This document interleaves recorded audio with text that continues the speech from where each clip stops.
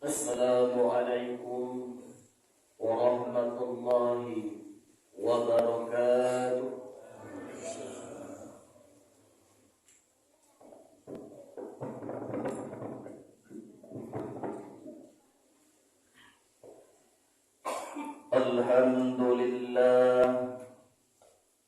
Alhamdulillahilladzi arsala rasulahu bil huda wa dinil haqq.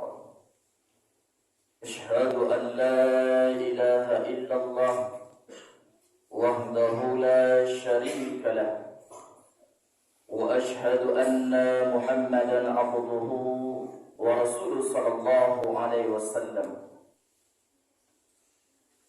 Allahumma salli wa sallim wa barik ala sayyidina Muhammad wa ala alihi wa ashabihi wa man tabi'ahum bi ihsan ila yaumiddin. Ya ayyuhallazina amanu ittaqullaha haqqa tuqatih wa la tamutunna illa wa antum muslimun.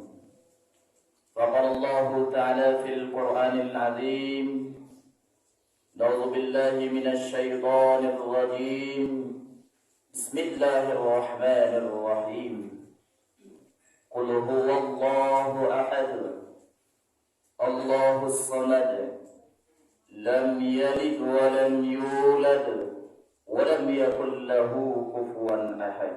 صدق الله العظيم. Bapak-bapak, saudara-saudara jemaah Jumat rahimakumullah.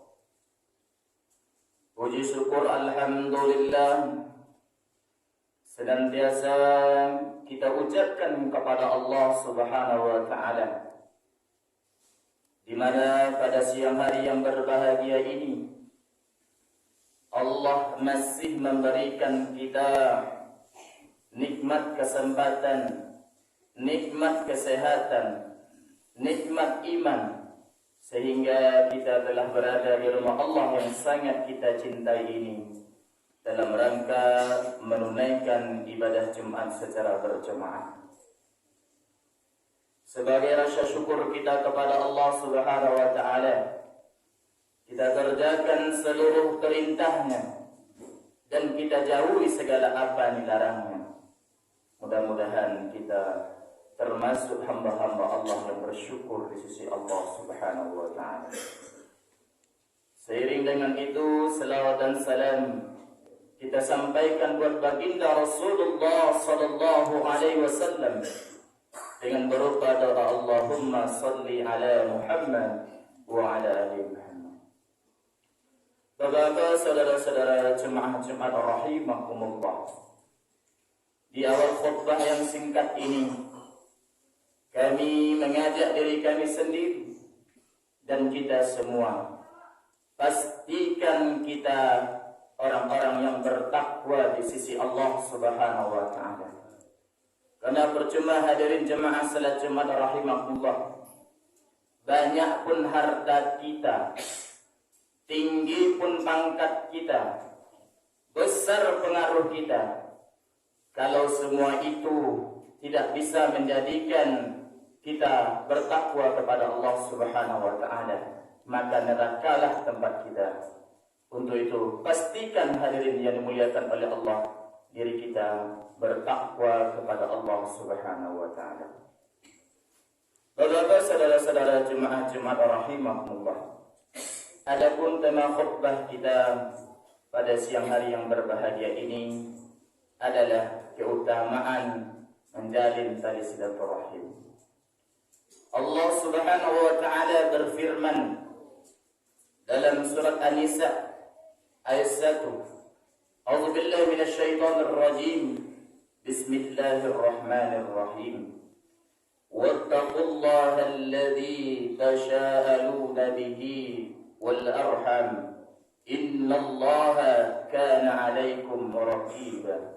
Sadaqallahul azim. Dan bertakwalah kepada Allah yang dengan mempergunakan namanya kamu saling meminta satu sama lain dan peliharalah hubungan silaturahim. Sesungguhnya Allah selalu menjaga dan mengawasi kamu. Hadirin jemaah salat Jumat rahimakumullah.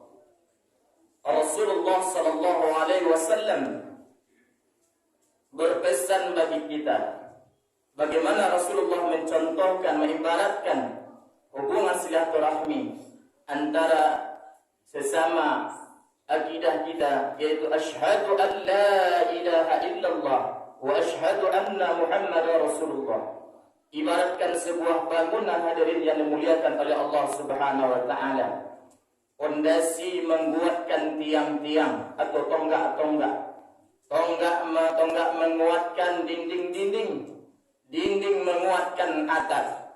Bahkan Rasulullah sallallahu alaihi wasallam hadirin jemaah yang dimuliakan Allah menyilang jari jemarinya, seperti inilah umatku. Maka sepantasnya kita hadirin jemaah yang dimuliakan oleh Allah menyambung kembali silaturahim kita.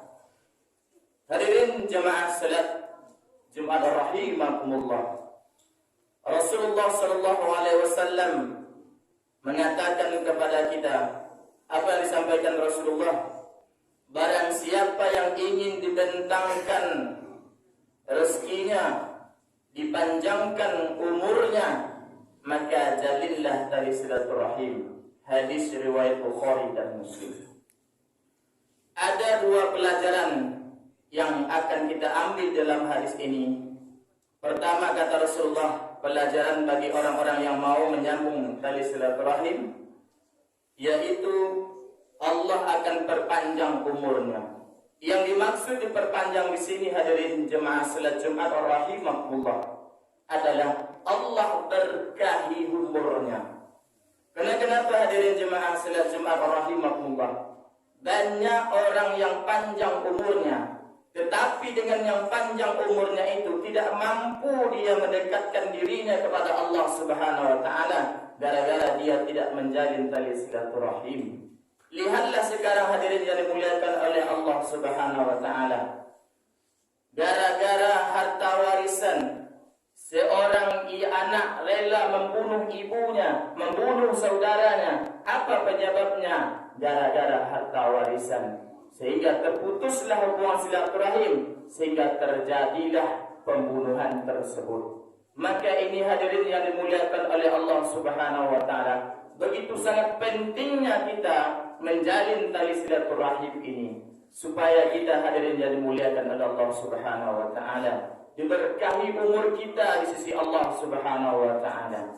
Jangan pergunakan hawa nafsu kita, jangan pergunakan akal syaitan kita, pergunakan iman kita, pergunakan akal sehat kita untuk menjamin tali silaturahim antara sesama la ilaha illallah Muhammadar Rasulullah. Kalau sudah seperti itu hadirin jemaah salat Jumat rahimakumullah, maka Allah berkahi umur kita. Bukan saja Allah perpanjang, Allah berkahi umur kita. Begitu disampaikan oleh Rasulullah sallallahu alaihi wasallam. Tapi sayangnya hadirin jemaah yang dimuliakan oleh Allah, banyak sekali di antara manusia itu sesama la ilaha illallah Muhammadar Rasulullah memutus hubungan silaturahim.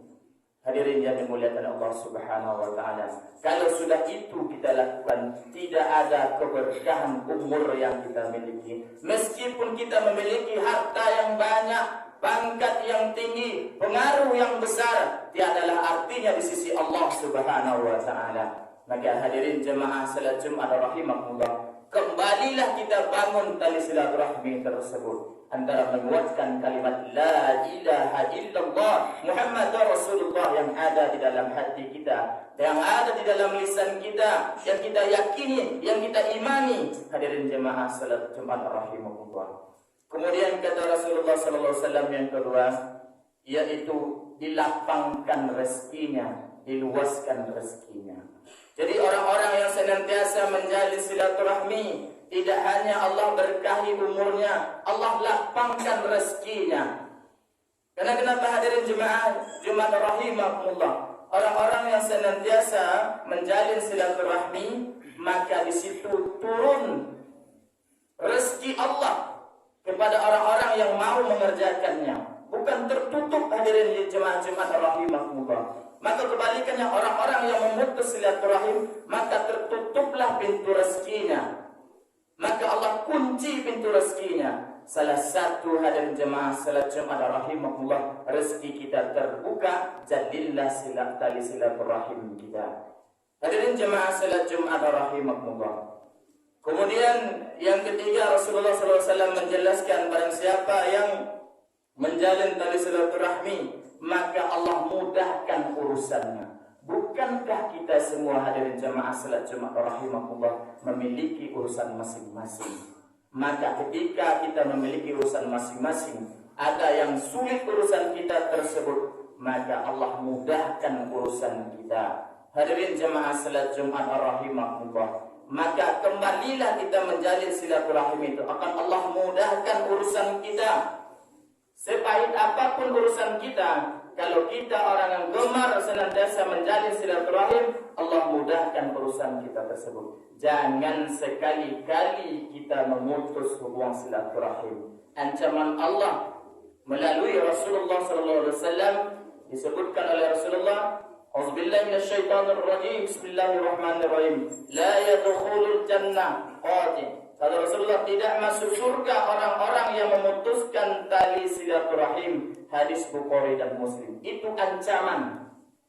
Maka jelaslah bagi kita, hadirin jemaah salat Jumat rahimahullah, orang-orang yang memutus tali silaturahim, maka Allah haramkan bagi mereka, tidak akan masuk surganya Allah Subhanahu wa taala. Berapakah berugi kita, hadirin jemaah salat zuhur rahimahullah. Maka daripada itu, kami mengajak diri kami dan kita semua, senantiasalah kita kembali memperkuat hubungan silaturahmi kita. Jangan sekali-kali kita memutus hubungan silaturahmi kita, hadirin jemaah salat Jumat rahimahullah. Kalau kita putus hubungan tali silaturahim kita, tali silaturahmi kita, berarti kita telah memutus yang tiga tadi.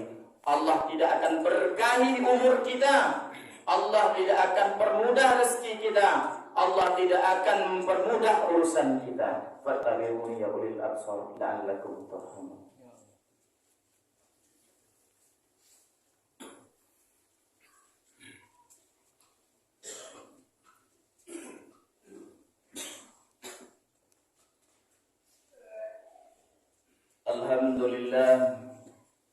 Alhamdulillah rabbil alamin, wal 'aqibatu lil muttaqin, wassalatu wassalamu ala asrafil anbiya'i wal mursalin wa ala alihi wa sahbihi rasulillahi ajma'in.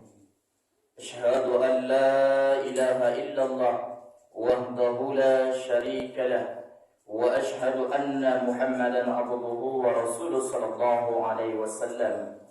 Allahumma salli ala Muhammad wa ala ali Muhammad.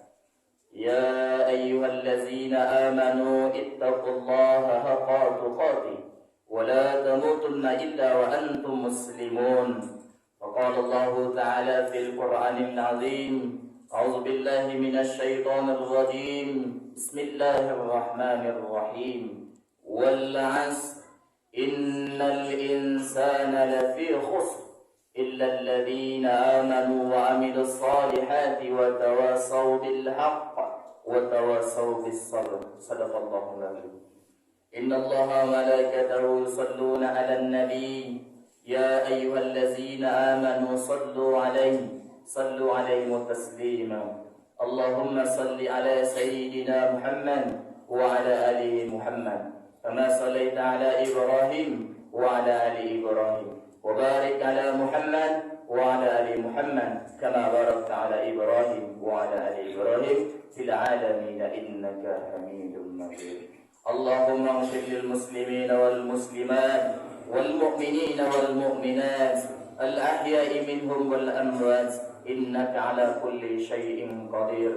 اللهم إنا نسألك سلامة في الدين وعافية في الجسد وزيادة في العلم وبركة في الرزق وتوبة قبل الموت ورحمة عند الموت ومغفرة بعد الموت اللهم هون علينا في سكرات الموت والنجاة من النار والعفو عند الحساب. ربنا لا تزغ قلوبنا بعد إذ هديتنا وهب لنا من لدنك رحمة إنك أنت الوهاب. ربنا آتنا في الدنيا حسنة وفي الآخرة حسنة وقنا عذاب النار. بارك الله لي ولكم في القرآن العظيم ونفعني وإياكم من الآيات والذكر الحكيم إنه هو البر الرحيم.